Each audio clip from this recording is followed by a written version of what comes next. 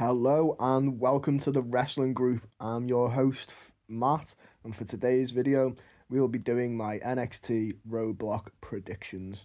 As always, remember to like and subscribe and comment below your predictions and who you think will win at this year's Roadblock. This has got to be one of the most interesting NXT pay-per-views in a long time, with a big match card worthy of being on Stand and Deliver, which is NXT's big pay-per-view of the year, which is their next one. It's equivalent to like a WrestleMania, but this is Roadblock, and this is where you get the chance to cement your spot going into Stand and Deliver. So with that said, let's dive into the matches, starting with Javon Evans versus Ethan Page. This rivalry has been going on since Ethan Page lost the NXT World title. He would attack Javon Evans by breaking his jaw, wiring it shut for a few months. They would meet up at the last pay-per-view at Vengeance Day, with Ethan Page going over, delivering his new finish, like the Twist of Fate. I think it's called the Twist of Grin, something like that.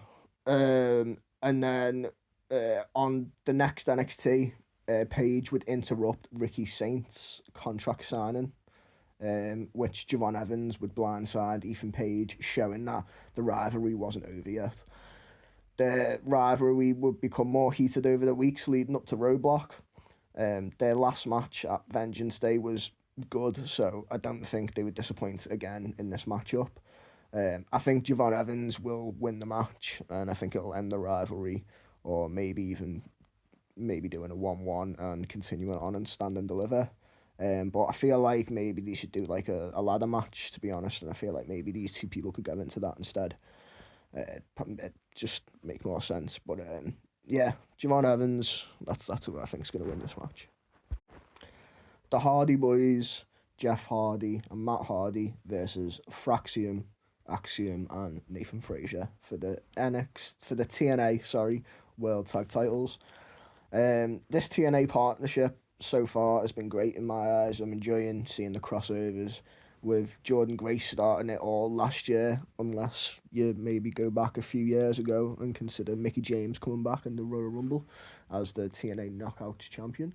But to me, I feel like it really properly started last year with Jordan Grace.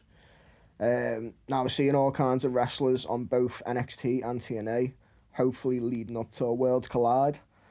Then once that's done, they can do like TNA versus WWE, maybe at like a Survivor Series, so you can see like the main roster guys versus some TNA people. Obviously, it's a multi-year partnership, so we've got ages to do for it to happen. The Hardy Boys would make their WWE return / NXT debut against Miles Bourne and Tavian Heights, beating them with their famous tag finish, the Twist of Fate, followed by a Swanton Bomb, or as Matt Hardy calls them, a Crouton Bomb. Fraxium would then enter the ring, and the Hardys would lay down the challenge for the Hardy Boys versus Fraxium. Santino Marella's music would hit, and he would get a big pop from the crowd, as he hasn't been seen in the company for years, but as he is in TNA, he is able to cross over. He would announce that the Hardys would indeed face Fraxium, but it would be at Roadblock, and it would be for the NXT World, no, not for the NXT, sorry, the TNA World Tag Titles. I think the Hardys will retain their titles and share a handshake at the end, showing a sign of respect. And then maybe the new faction of NXT, the people with the masks, might come down and blindside both teams, standing over all of the tag team divisions. Next, we have Jordan Grace versus Roxanne Perez. This would be their second match against each other, with their last match being at NXT Battleground last year for the women's NXT title, with Roxanne going over, retaining her title at the time. It'd be a great match, can't say anything less about the match. I'm all for Roxanne Perez. Since turning heel, she's been the top woman in NXT, and now has victories already on the main roster and the first NXT superstar to compete in the Elimination Chamber. Jordan Grace would only recently sign with the WWE as her TNA contract expired just before the Royal Rumble. She would be a surprise entrant, with the commentators announcing as she's entering the Royal Rumble that she had signed with the company. building the NXT women's division even stronger than it already is. I know I'll enjoy this match just as much as the last one. Both are strong competitors and work really well together in the ring. I think Jordynne Grace will go over this time, beating Roxanne Perez, making them 1-1 maybe, and then getting the final to stand to deliver, which I wouldn't mind, really wouldn't. Next, we have Julia versus Stephanie Vaquer. I feel like, I don't know if I'm saying that right.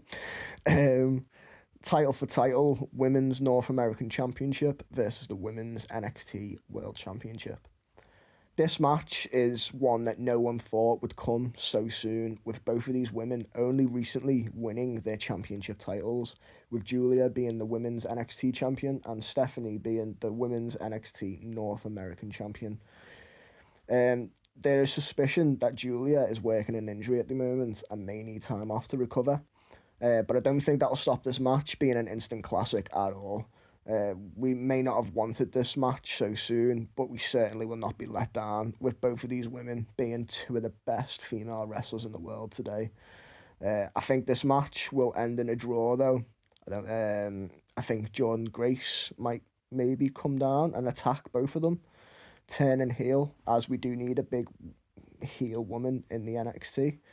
Then maybe have Grace versus Julia stand and deliver for the NXT World Women's title, or maybe even the triple threat and throw Roxanne Perez in there. And then have Grace go over, win the title, and let Julia go and work off her injuries. And then Roxanne Perez will probably get called up to the main roster after WrestleMania. But yeah, I feel like that would be the best way to do that match. So I think it'll end in a draw. And then finally, we have Obafemi versus Moose, NXT Championship.